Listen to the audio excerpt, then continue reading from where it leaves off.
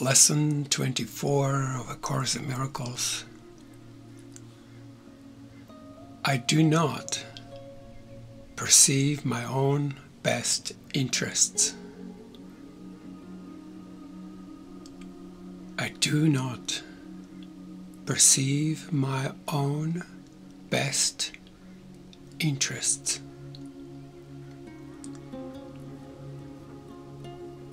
In no situation which arises do you realize the outcome that would make you happy. Therefore, you have no guide to appropriate action and no way of judging the results. What you do is determined by your perception of the situation, and your perception is wrong. It is inevitable then that you will not serve your own best interests. Yet they are your only goals in any situation which is correctly perceived. Otherwise, you will not recognize what they are. If you realized that you do not perceive your own best interests, you could be taught what they are. But in the presence of your conviction that you do know what they are, you cannot learn. The idea for today, I do not perceive my own best interests, is a step toward opening your mind so that the learning can begin. The exercises for today require much more honesty than you are accustomed to using.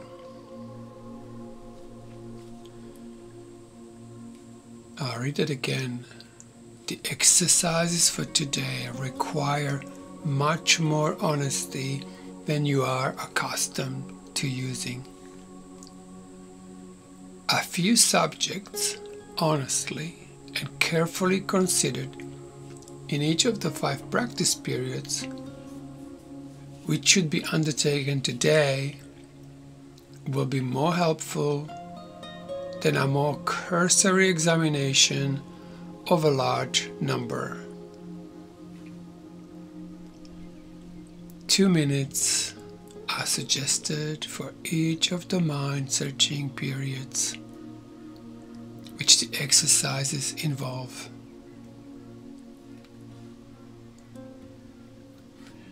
With repeating today's idea, I do not perceive my own best interests, followed by searching your mind with eyes closed for unresolved situations about which you are currently concerned.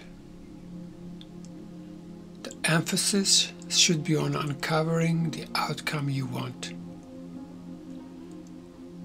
You will quickly realize that you have a number of goals in mind as part of a desired outcome, and also that these goals are on different levels and often conflict.